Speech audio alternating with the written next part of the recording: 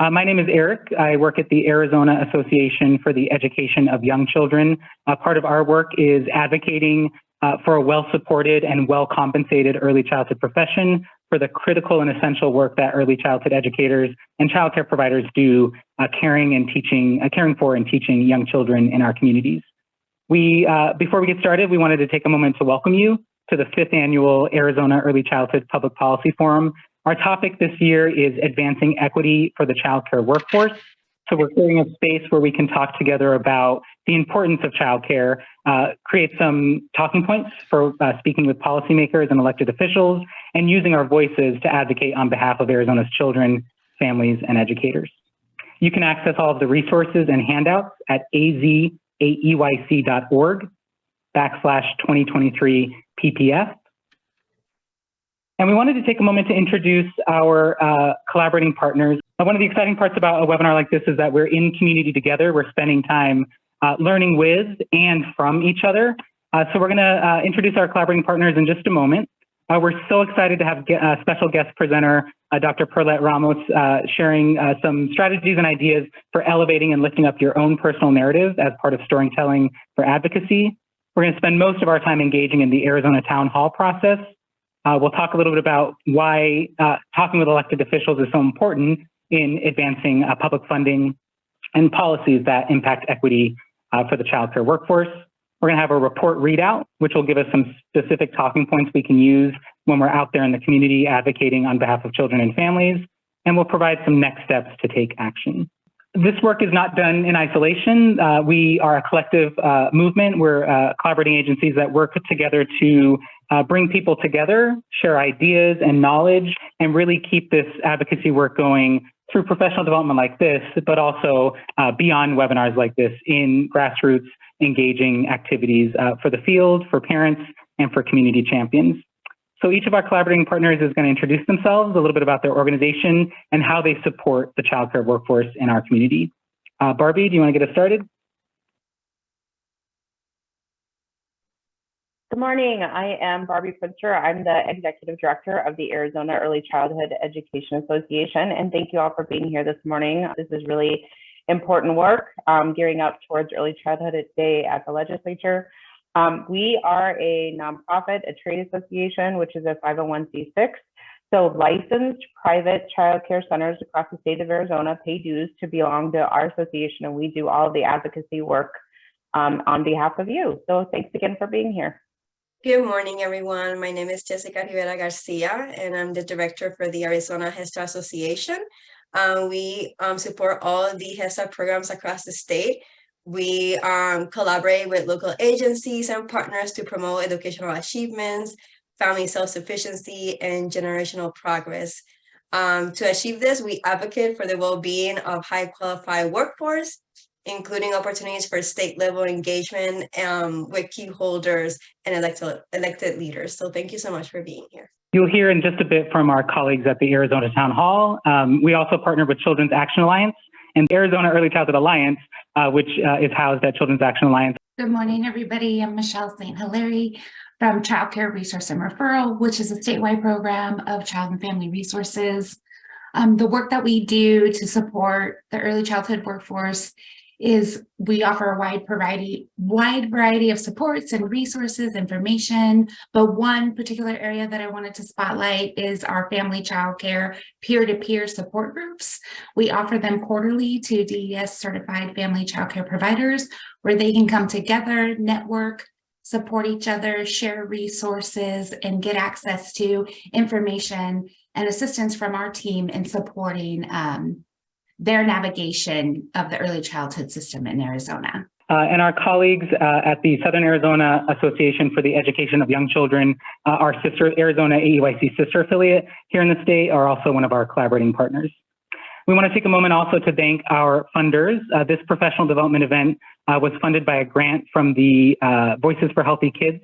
It's an initiative from the American Heart Association with support from the Robert Wood Johnson Foundation. So part of our work is lifting up the importance of childcare and really engaging in public policy work around investments at the state level in Arizona's young children, families, and educators.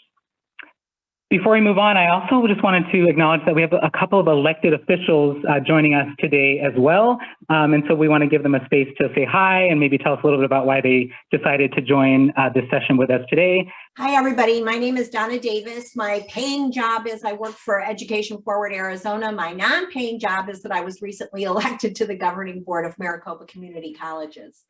I am here today because I am part of the planning team for the legislative day down at the Capitol, which is going to be this Thursday. And I want to learn from all of you more about the issues. I mean, I know about some of the issues, and I also want to learn more about the policy so that when I lead people in legislative visits on Thursday, I at least know what I'm talking about. So thank you for letting me join today, Eric. I also have Matt from Alhambra. I'm wondering if Matt, if you'd be willing to say hello. Yes, hello everybody. Good morning. Good morning. Hi, I'm Matt Navarez. I am recently elected for the Alhambra School Governing Board. I'm excited. And one of the reasons why I wanted to be part of this forum is just to also be up to date and make sure that the policies that we are creating have child education, early child education in mind, and also to help further move this movement forward. So let's set the context for how we're spending our day together. One of the most important things that we'll be focusing on throughout today's event, and especially over the next year or two in our advocacy efforts, is advancing equity for the child care workforce. We know that early care and education, children's earliest years in life, that strong start helps lead to a successful future. And we also know that investments in young children help have current benefits for them. It helps develop their skills as citizens trying to engage and build relationships with others in their community. It helps build their cognitive and social emotional skills, but it also has lifelong benefits. Research shows that children who participate in quality early care and education have increased high school and college graduation rates, and it also spurs economic development. It helps parents get to work and get to school and therefore contribute to the economy and to our communities. It helps local businesses run because it helps parents get to be able to get to work and support those local businesses. But there's a challenge, and there's been a challenge for quite some time. Quality childcare is unaffordable for most working families in Arizona and can cost almost as much as college tuition each year per child. So the cost of quality is important because we want to make sure that teachers are well supported and well compensated for their essential work, but families can't pay any more for childcare, and early care and education programs can't continue to subsidize the true cost of quality through low wages and minimal benefits for the workforce. It's especially a challenge for families in low-income households and rural communities, and families who live in what are referred to as childcare deserts, where there are fewer quality slots for the children and families who need them. We also know that the childcare workforce is essential to vibrant communities, that the childcare workforce provides nurturing, enriching early care and learning that builds children's brains in the most critical period of their development between birth and age 5. And the childcare workforce, especially during the pandemic, has stepped up and showed up for children, families, and communities. They continue to serve in their community, even operating sometimes at a loss until federal relief funds became available for childcare. They provided stability to help families have a sense of support during the pandemic to access the resources they needed, like food boxes, diapers, quality care so that they could go to work or go to school and contribute to the economy. But data show that childcare providers have the lowest salaries compared to nearly every single other workforce in the US. That means nearly every single job that exists in the US makes a higher wage than the people who care for our youngest learners. What we know is that early childhood educators require a specialized skill. They require ongoing professional learning and development, but yet they're the lowest paid, one of the lowest paid professions across the nation. This is especially true for Black and Indigenous women and early childhood educators who are more likely to earn 3/4 of a dollar less than white educators. So even within the early childhood field, we have inequities in the wages and compensation. Nearly 1 out of every 2 educators, early childhood educators, qualifies for public benefits, and the poverty rates are often 8 times higher than K-12 educators. Childcare providers deserve the dignity of healthcare, of comprehensive support, and retirement for their service to the community And that requires investments, public investments from both the state and the federal level. We know that childcare workers are the workforce that supports all other Arizona workers. Arizona workers can get to work because quality childcare exists. They must be well supported and well compensated for their work. And these challenges aren't just a result of, they're just not some random happenstance. They're a result of the actions, or rather, in some cases, the inactions of the state and the federal government in policy and funding. So as we go throughout today, we'd really like to lift up the challenges that the childcare workforce faces and dream together and imagine together what could be possible if we lift up our stories in unity and advocate on behalf of Arizona's children, families, and educators. So without further ado, it's our pleasure to turn it over to Dr. Pearlette Ramos, our guest speaker. Pearlette is a lawyer, a coach, inspirational speaker, and author, and we're so excited to hear more about how we can use our personal narratives to advance equity through advocacy in early childhood. So Dr. Ramos, take it away. Thank you, Eric. First of all, I actually want to celebrate each of you who have taken the time to attend the session this morning, because you've responded to the call to participate in our democracy. And actually, civic leadership and engagement is down nationally. So by advocating and sharing your concerns and ideas and your stories with your elected officials is central to how our democracy works. So thank you for that. Now, I just said you're going to share your stories. Most of us actually love a good story, whether it's an action film or sci-fi or a love story. But have you ever thought about why?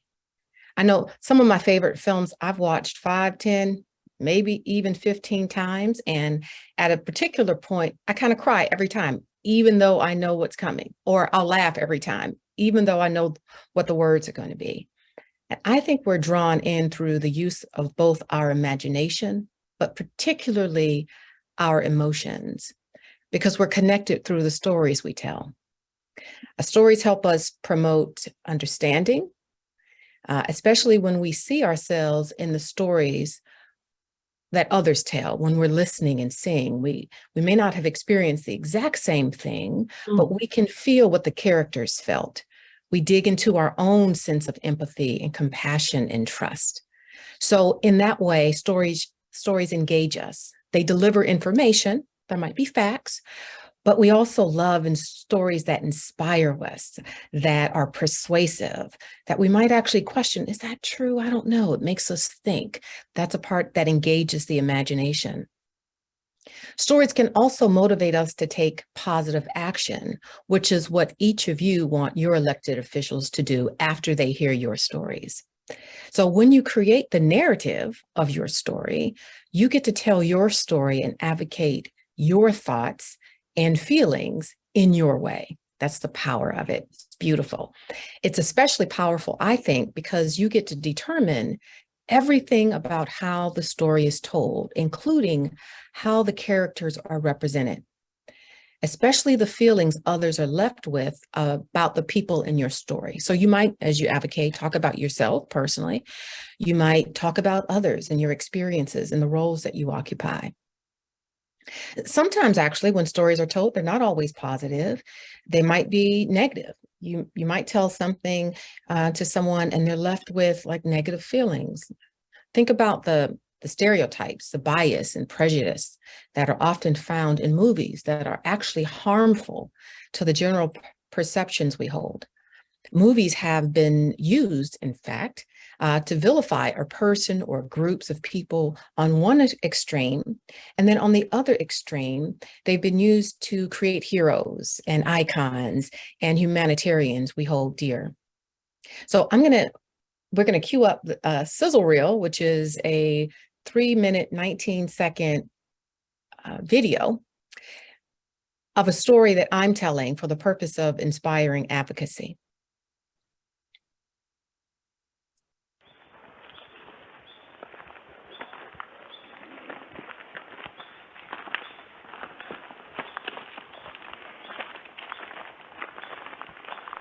This is amazing. I know.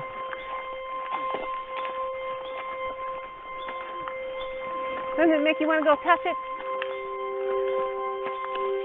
The idea of bringing women together to explore themselves in the world simultaneously is relationship with the world and yourself awakens in you things you can't even contemplate. We're going nice and slow. We're gonna make it to the top. My life was wonderful till age 10. Israel invaded the rest of Palestine and we became under occupation. That's mean hell.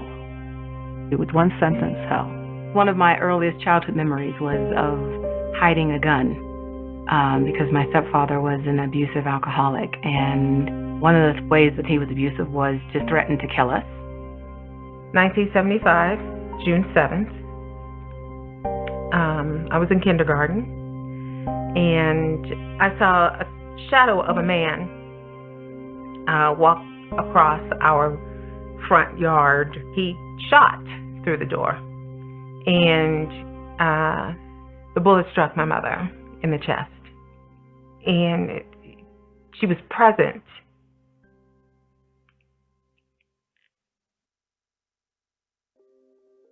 And she told me that she loved me. And that is my personal Kilimanjaro. I still wrestle with the fact that I think I'm not enough. I want to go home.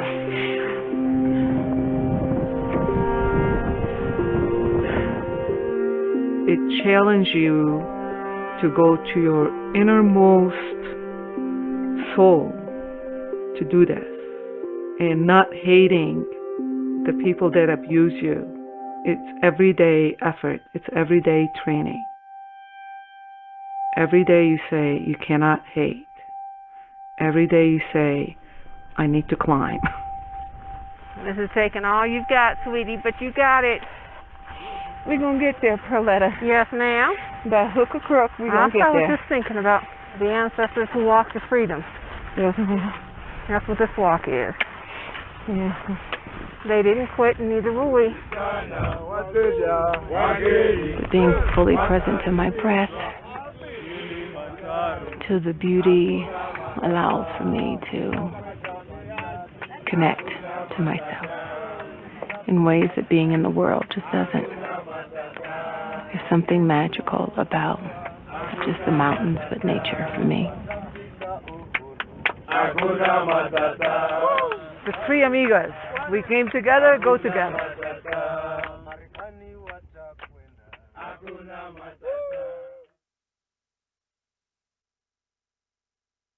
So I am a lawyer.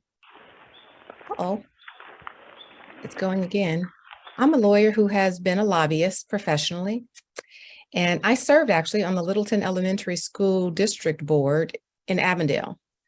But my advocacy skills were actually cultivated in my childhood when I developed a passion for the empowerment of women, because I was born in Youngstown, Ohio, the youngest of 5 children. As you see from that clip, there was domestic violence and child abuse that was a part of my upbringing.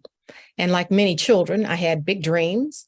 Unfortunately, like also far too many children, I had to figure out how to manage my home life because it wasn't easy.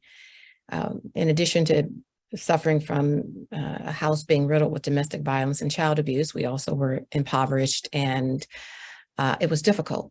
Because of the abuse, I left home and became a child bride. By the time I was 16 years old, I had gotten pregnant.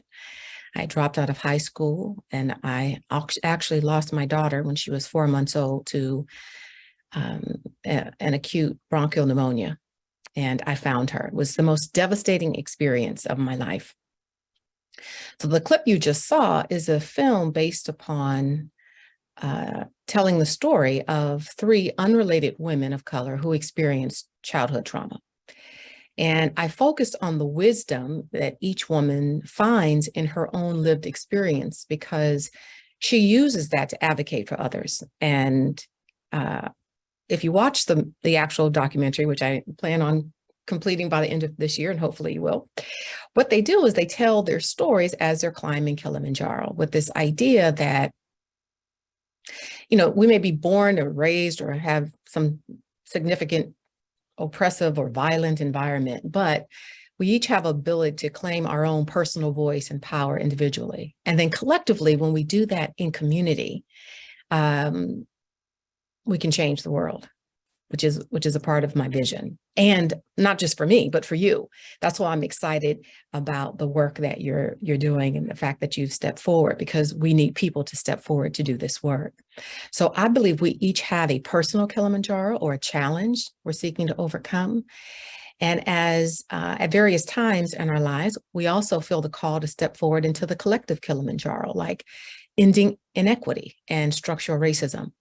So the personal is centered on self-advocacy, and the collective addresses social advocacy. So there are 4 articles that I recommended. I highly suggest that you read them if you haven't already, and they're part of the attached material, because they go into depth about how you can tell your story from a place of strength to make it impactful, like focusing on key messages, positive change, being specific to the audiences you're trying to reach with the stories and how you frame them as the storyteller, and obviously to practice so that you can speak naturally and genuinely and confidently. Quite often, sometimes people feel inadequate when they go in front of a legislator or any really elected person, because they may feel like they're in this position of power. That's normal. So I want to say a few things about courage and confidence, because sometimes I think we're fearful about telling our own stories. We might think our personal stories aren't significant, particularly if we compare them to someone else's stories. You heard Tammy in the sizzle say, I still struggle with the fact that I feel like I'm not enough. That's not an uncommon experience, unfortunately. However, no one can own our narrative but us.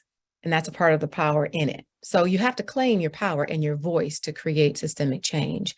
And I would say many people go in, and you are as well, with facts, right? But people will remember how you made them feel when you shared the information that you shared. And so I don't know if you, I think a third of you are new to advocacy. So if you haven't seen Maxine Waters or don't know who she is, I want to mention she's a very vocal U.S. Congresswoman from California, where she has been elected and served since 1991. She actually started her career in public service as a teacher and a volunteer coordinator in a Head Start program. And there's a 2017 video of her engaged in a heated argument during a hearing, where she went back and forth with Mnuchin, a former U.S. Secretary of the Treasury. And she interrupted him a few times by saying, reclaiming my time. Maybe some of you remember that. I absolutely loved it, which is a part of why I titled this Reclaiming My Time, because it became a mantra for a period of time on social media, like reclaiming my time. You heard people talking about reclaiming my voice, reclaiming my narrative, reclaiming my power. And I love it because that's what I'm urging you to do. This is your time to really communicate using the wisdom you have, the voice you have, the power you have to own your story and use it in service of yourself and others. And so the question is, how do you tell your story? I would say, be fearless and confident as you advocate. Tell your story by sharing your heart and your passion for why you are there for the children in early education. Be real. Your real self. Tell the legislator what fueled you to speak up for what you believe in, because that's what they're going to feel, your realness, your authenticity. I would say number 2, so first is be real. Number 2 is be connected to yourself and your emotions. Terry, Tammy, and I communicated very much authentically, and hopefully you felt the authenticity. When you communicate authentically, people do feel it. So being connected to yourself and how you feel and sharing that is what people will remember. Maya Angelou is poet and actress who died recently, actually. She's credited with saying, people will forget what you said, people will forget what you did, but they will never forget how you made them feel. So the connection to your authentic heart is what your legislators will remember you by. And then third, be concise. As you communicate the who and what and when and where, the facts are certainly important. Advocacy for early childhood education requires that you focus, right, on the laws and politics and understand the social norms that impact children's stories and their lives. It's certainly important that you understand the bills and the issues you're advocating for or against. I would say the most important thing, I believe, is that you use your voice from the center of your own power. And then finally, be demanding. Leave with an ask. You're there for a reason. And it might be that you urge them to vote yes or to vote no or to support whatever it is you want. Remember, this is your time, your narrative, your voice, your time to ask for what is really most important to you. And I'll just say this in conclusion. When we work together to change the system, it's called systems advocacy. And sometimes we allow our limited perceptions or a mindset about who we are and what we think we're capable of to get in the way. My hope for you is that you actually don't allow that to happen, that your story, when you sit down to write your story, and I do recommend that you do that, you take a moment to write your story, that you think about the complex characters and the plots and morals and lessons that you learned. There were twists and turns and triumphs and defeats, right? That's using the metaphor of climbing Mount Kilimanjaro. The stories that touch our hearts are often full of faith and hope and love. And sometimes when we tell our stories, we focus on the pain and doubt and fear, which also can be a motivator. That's how I'm using the metaphor in the stories that I'm telling. And I typically, when I do a presentation, I start with the pain that I experience, because most of us have experienced a bit of that. So not that you've experienced my pain, you may not have witnessed your mother being murdered by a stalker like Tammy, but you had something that happened in your life that you will reflect on when someone is sharing a story. And then you take them on the journey with you, right? So when you meet with a legislator, take them on your journey. Connect with your heart. Be demanding and fearless and concise and connected with yourself in that process. And I would say this, when I coach women, I ask them to write 2 stories. And I mentioned I suggest that you write your story. I'm going to suggest you do the same, because sometimes when we write our stories and we're not quite in the mindset of honoring the fullness of who we are, we'll write the story from the perspective of the thing that happened. And we don't center ourselves as the heroines of our story by being strategic in how we tell the story about ourselves. So write your first story as however you communicate about yourself, how you would normally tell the story. And then I suggest you rewrite the story intentionally and center yourself as the heroine of how you want to convince this person to see the world the way you see it, to move in the direction you would have them move, for all the reasons why you think it's imperative, like it's life and death. And the reality is, it is. There are people struggling in the streets every day. There are kids who have difficulty with, as Eric talked about, parents who have difficulty accessing quality childcare. Sometimes parents have the choice of whether they're going to sometimes leave their kids in questionable situations because they don't have the resources. It actually is a life and death situation. So when you're rewriting your story to tell it from a place of intentionality, focus on your passion and why it really matters to you. So I'll say, reclaim your time. Be real, be connected, be concise, be demanding, and leave with an ask. And with that, I'll just thank you for the opportunity to share my passion and my advocacy, my story with you. Thank you so much, Dr. Ramos. I hope everyone will join me in thanking Dr. Ramos for sharing some strategies that can help us get engaged in our work. So thank you so much for joining us. I just want to lift up a couple of pieces that I heard you say that I think might be important for us to consider as we move into the next part of our time together. This idea of the story of hope, how wherever we are in our journey, right, we may be new to engaging with elected officials, or we may spend most of our time talking with congressional representatives and their staffers and our state legislature. So wherever you are in your journey of advocacy, we can all have a story of hope. We can acknowledge that there are challenges, right, that the research and the data show that the childcare workforce is in a difficult situation that needs to be resolved. But we can also acknowledge that we want to dream and vision something better. Like, we believe deeply that children deserve access to quality childcare. And we believe deeply that early care and education professionals deserve to be well supported and well compensated, because their work helps every other worker do what they do in the community. And so I think the idea of taking elected officials on this journey with us, that's inspired us. We can connect with our heart. We can be demanding, be authentic, and be fearless. And I hope you'll take those words from Dr. Ramos as we move into our Arizona Town Hall process and thinking about how you might connect your own story with some of the talking points we'll be making with our policymakers. So it's our pleasure to turn it over to our colleagues at the Arizona Town Hall. Pat, Evelyn, and Michael will be talking a little bit about what we're going to be doing together in these next few activities, and then getting us set up with building our stories. So Pat, Evelyn, Michael, take it away. I'll go ahead and start. Thank you very much, Eric. Ladies and gentlemen, my name is Pat Norris. I am the past chair of Arizona Town Hall.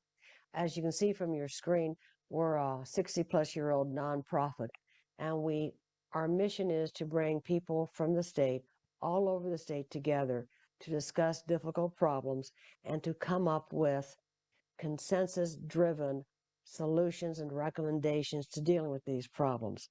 Our topic changes year to year, but this year our topic is equity, and we're designing that topic to encourage every person to think critically and productively about how they can work within their own sphere of influence and with policymakers to expand and ensure that there is an equity in the sharing of resources and opportunities in their distribution, so that everyone will have a chance to prosper. So it's really fitting that we are here to help facilitate today's discussion on equity in the early childhood workforce. So let me explain how we're going to do this. We have, with Eric and his colleagues' help, prepared for you basically 2 questions. They're in your materials, and we'll put them in the chat room as well. We're going to have 3 breakout rooms. You'll have a facilitator who will lead your discussion, but this is your discussion. And so that person is just to facilitate, not to dominate. And then there will be a person in your room who will listen very intently to what you're discussing in response to each question. And that person is the recorder, or a reporter, and they're going to be listening for the points of consensus. And by consensus, this is a town hall process, we are looking to the points or the issues or the recommendations that unite us, that we can agree on. It may not be 100% agreement in the breakout room, but is where most people are in acknowledging this is their shared agreement, shared understanding, shared recommendation. And then your recorder in each breakout session will report to the whole group what you discussed and the consensus points and recommendations and ideas you reached. And then Michael Spivey, who has also been a volunteer for Town Hall, will have listened to what has been reported from each breakout room, and he will then synthesize the entire discussion, and he'll read it back to you, or he'll recite it back to you, and that way you can hear what the assembled multitude thought and reached by way of consensus suggestions to these issues.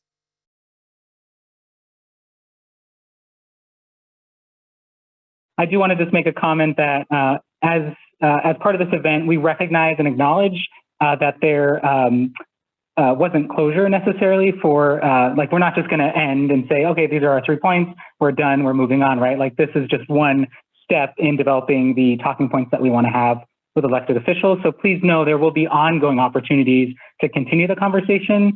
All right, why don't we turn it over to group number 1. Regarding the first question, so all children have the same opportunity to have a great education. More early learning centers have very limited space, and there are more children that might be necessarily on a waiting list per se, because you don't have enough educators in your enough teachers in your space to open up extra classrooms. Equity is really an issue around where you live. This might come from different angles. There's affordable access, workforce equity. Teachers are treated in their community, how they were treated, especially during the pandemic. Oftentimes educators are not guaranteed benefits, or they have substandard wages. And we need to be mindful of all areas of Arizona and access for families to what type of care that is available to them. Is it quality, or is it just what is available to them? Childcare deserts, and very much so a lack of infant and toddler care. I think access to mental health services for not only educators, but also for children, especially when we talk about educators, not only them having access to professional development to learn how to work with the children and the families that are in their care that might be coming in very traumatized, but also having mental health services for themselves, because oftentimes our workforce is coming from a traumatized background as themselves. And again, it's increasing access to benefits and well-paid wages for educators, which is kind of the top part too. Group number 2. We talked, it was very similar. It was a lot about access to resources, access for children to have equitable access to things, no matter where they're located, wages, all of those things. And then we really talked about having the workers, the workforce itself being centered in the work, instead of people, making decisions for them, having them be an active member and a voice at the table. The middle one we discussed was just the importance of competitive compensation. Like early childhood educators shouldn't have to live in poverty to do the essential work of taking care of our children. They should have access to competitive wages and benefits. They should also have access to programs that help them care for themselves, like mental health resources, access to health care, dental, retirement, all the benefits we know contribute to someone's well-being. So our third group was... Our group discussed the importance of equity, and some of the things that we came up to consensus is that equity is foundational, and it really should be the focus as we consider the developmental domains and the areas that we're covering as we provide these services to our children inside of the classroom. We also talked about it was the importance that equity was a way of being and seeing the world, that it begins with ourselves, and that we should think about our joy and our resiliency when it comes to equity and thinking outside of injustices, but also considering the joy and the resiliency. One person in our group compared equity to what farmers may need to cultivate vegetables as they're growing. Our children are the vegetables, and they're growing, and they are needing these specific, water and tending to. And so it's really important that our farmers, which are our teachers, have the resources that they need to cultivate growth. And then for our second question, some of our things that we thought would be important as an ask is that there's access for low social economical backgrounds. Funding should be provided so that all children have access to high quality education, and that adequate resources, not limited to healthcare and compensation, are provided, and that there are state dollar investments to contribute to high quality early education for all of our families. We also want to make sure that we encourage officials to share a little bit about their story so that we may tie that experience back to the importance of early education. We want to urge them to recall some of the happenings or the results of the pandemic and how early educators were identified as essential workers. So here's what's going to happen. Michael's going to work his magic, and he's going to take all the consensus we had as 3 different groups talking about equity and the child care workforce, and he's going to compile those into a report. So in the meantime, while he's working that magic, we wanted to spend a little bit of time talking about advocating for early care and education in our communities, advocating for childcare in our communities, and why it's so important to elevate your stories as your lived experiences, your stories of hope, and then with whom should you focus your efforts in terms of advocacy. So much like the federal government, the state government is separated into three separate separate equal branches. There's the legislative branch, which includes the House of Representatives at the state level and the state Senate. There's the executive branch that includes the governor's office as well as all the state agencies, the Department of Health Services, the Department of Economic Security, the Education Department. And then we have a judicial branch, which is judges, courts, appellate courts, that sort of thing. We're going to focus our efforts on the legislative branch today, and in some cases, the executive branch. Although I do want to just make a note, as you are thinking about the work that we do with elected officials, many of the people in these roles are elected into their positions, or we hold them accountable, as is the case for judges, for upholding the law in equitable ways. And so as you're thinking about voting, or holding people in certain offices, you'll be thinking about like how have they maybe contributed to the success and support of childcare, or maybe how they haven't contributed to the success and support of childcare. And what we often hear advocates say is that we will work the best we can with the representatives who are elected into the office that they hold. They are elected to represent us, right? They're paid for by our taxpayer dollars. They are there to be the voice of us in the policy and funding decisions that are made at the state level. And if they're not going to support childcare, we can always vote them out and vote someone else in who will support the childcare workforce and the childcare field. So in your, each of you is lives within a legislative district. You have one state senator and two state representatives who represent you at the state level. You also have one U.S. representative who represents you at the federal Congress, and two United States senators per state. So what we'd really like you to think about is this idea of sort of federal to state to local elected officials. We're going to focus specifically on people who make policy and make funding decisions. We have our municipal and state elected officials. Those are our state legislators, our state senators. They might be people who serve on like a college board. And then at the local level, we have people like board members or school board members. So here's where this is critically important when we're thinking about our messaging for policymakers. We often mostly spend our time talking with the people who pass policies or laws and who make funding decisions on behalf of the state. One of the most important, probably the most important job that the state legislature has is to approve and pass a fiscal budget, a fiscal year budget each year. But they also pass policies and laws that either improve equitable access to services and resources, or in some cases create barriers for families to those types of resources.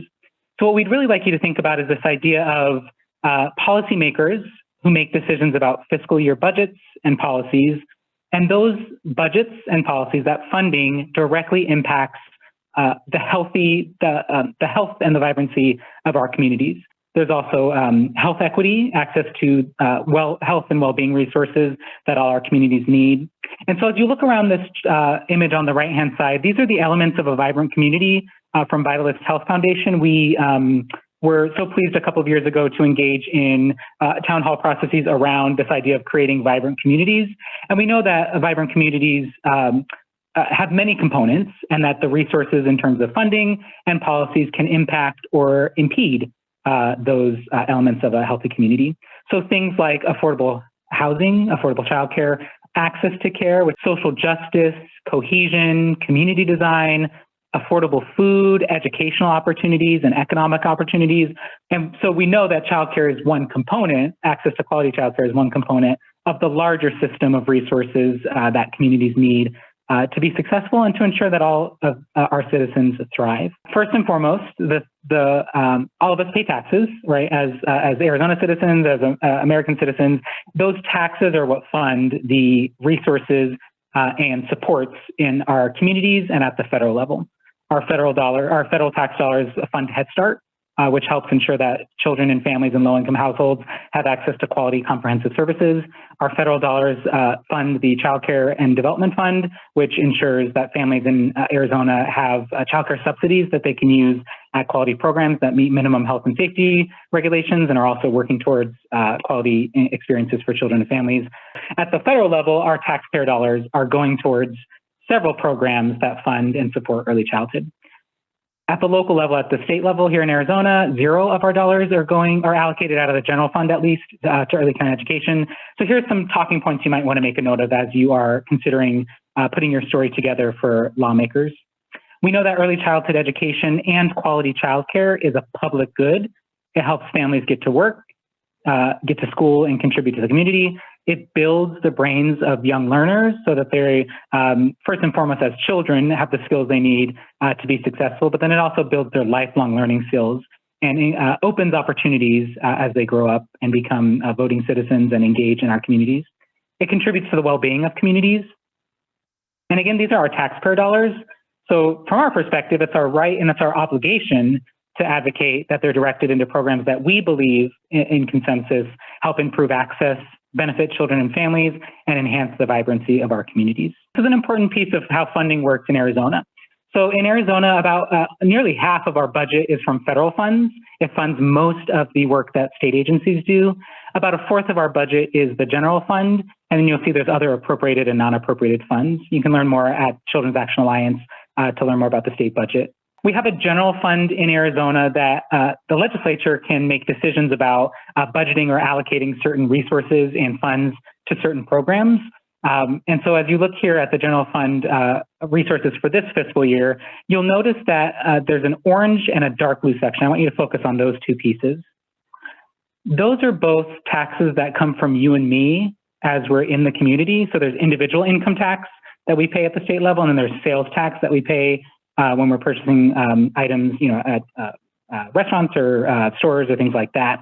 But notice how much of the general fund is made up of those taxes, our taxes as tax-paying citizens.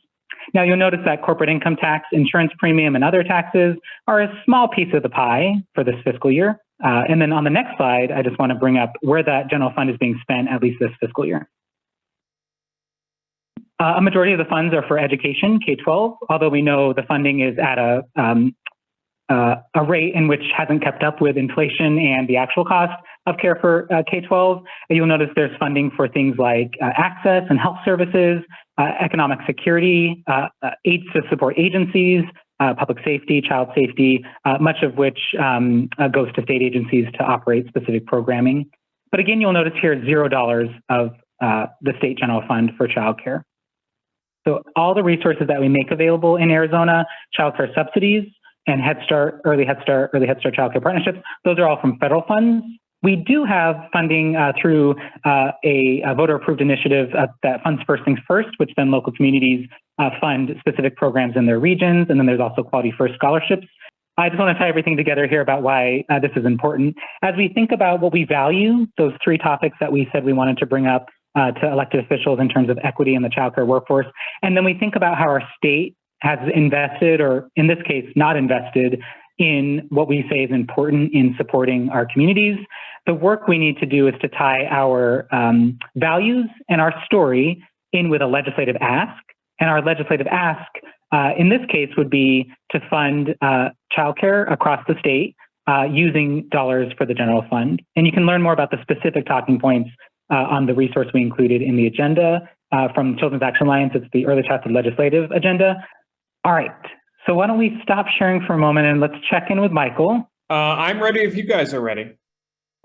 Oh man, I'm so excited. All right, so let's hear our report out. All right, thank you, Eric. And thank you everybody for such an excellent discussion. I really learned a lot as someone who is not an expert in this field. So remember, our first question was, what does equity mean to you? And how does it relate to early care and education? Equity means recognizing that individuals have different and specific needs and making efforts to meet the needs of all community members. Equity is a way of being and viewing the world that starts with ourselves, and it is the foundation of early care and education. Just as a farmer cultivates their crops to spur growth, we need to invest in the growth of our children. All children should have the same opportunity to receive quality care and education. Currently, many childcare centers are understaffed, which leads to waiting lists and childcare deserts. Equity is just as important for those who work in the field as it is for children, and we must work to meet the diverse needs of our childcare and education workforce. And our second question was, what are the most important messages to give our elected leaders about equity with respect to the early care and education workforce. And I wrote that we must provide adequate resources and support to all early childhood care centers so that children of all economic backgrounds receive quality care and education. Educators were deemed essential workers during the pandemic, but are not always treated that way. They do not deserve to live in poverty and need competitive wages and benefits so that they do not need a second job to make ends meet, as many currently do. Access to mental health services that help educators address burnout and stress can also help attract and retain talented staff. Mental health services should be available for children as well. Elected officials should visit all types of childcare centers to get a ground level understanding of what early childhood care really looks like for workers and children in their communities. It's important that workers have a seat at the table in decision making and that their concerns are heard and taken seriously. First of all, can we just take a moment to thank Michael for helping try to get all of our ideas into one place together. So thank you, thank you, thank you. That's an exciting part of the town hall process, I think, is putting all of our ideas together. And that's all of our voices and ideas compiled into a statement. So it's exciting that we generated that. We collectively came up with that vision and those talking points. So if you would prefer, you can pull out your notebook or a piece of paper, or you could type it down on your phone or in your computer. We're going to invite you to make a next step I will statement. So we spent some time talking about why early care and education is important and what the data show about access to equitable experiences for children, and what the data show about where the childcare workforce is now nationally and here in Arizona. We heard inspiration from Dr. Ramos about how we could lift the importance of our personal narrative and how we can lift that up as part of the story we tell to connect with legislators through our emotions and our hearts, and to take them on that journey with us to help them understand why we need those types of investments in childcare. And then we spent some time collectively putting together our values and vision statement, and actually created some cool talking points that we can take with us for the Early Childhood Day at the Capitol each year. We can take it with us when we invite a representative to come tour our childcare program. You can use it when you call or email your elected official. You can use it when you tweet or connect with them on social media. So we've accomplished a lot together today, and here's what we'd like to invite you to do. Based on our experience together and based on your own interest as an advocate, as a champion for children, think about the important talking points that we developed as a group, and then consider over the next day, the next few days, the next month, what will you act on? How will you act with what you learned? You can start with I will, if you'd like, on your statement. Go ahead and write down your commitment. It could be a sentence or two. I'm waiting for someone to write in there that they're going to invite their legislator to either their center or their home as a home-based provider to see how, for them to see and understand the hard work that all of you do every day. Again, thank you so much for spending your time engaging in this important work with us, developing your voice as an advocate, and putting down your talking points that you can integrate with your story to really advocate on behalf of children, families, and educators. I want to take a moment to thank our partners for collaborating with us on this important event and creating the space for us to learn with and from one another. We want to thank Dr. Ramos for sharing her insight and inspirations to help us think about the power of our narrative in supporting our advocacy work. We want to thank our Arizona Town Hall partners, Pat, Evelyn, Michael, for joining us and helping organize and facilitate our conversation. And we also want to thank our funders through the Voices for Healthy Kids initiative from the American Heart Association for their support of this statewide initiative in building up the stories and the skills of early childhood professionals, parents, and community members to advocate for investments at the state level in childcare, early care and learning, and other resources to support our families and children to thrive. You can stay connected with us on Facebook, Instagram, and TikTok at AzAEYC. All of the resources for this webinar are available at azaeyc.org/2023 PPF, including the recorded webinar and the slide deck, and the link to the agenda, the articles and resources that were referenced during this session, and the survey. We encourage you to take a few minutes to complete the survey. It should take about 5 minutes or so. There's a space for you to put your name, your first and last name, and your early childhood registry ID number if you have it, and then we can mark you as attended in the workforce registry. At the end of the survey, once you've completed it, you will have access to a link to a PDF certificate if you'd prefer to download it in that method. I also wanted to note that there is a space on the survey where you can mark that you're interested in continuing to get support to tell your story. At AzAEYC, we invest in what we call stories from the field, where we lift up early childhood educators, parents, and community champions, particularly educators who are marginalized, like Black, Indigenous, and Latine educators, and telling their stories and creating a space and forum for those to be shared.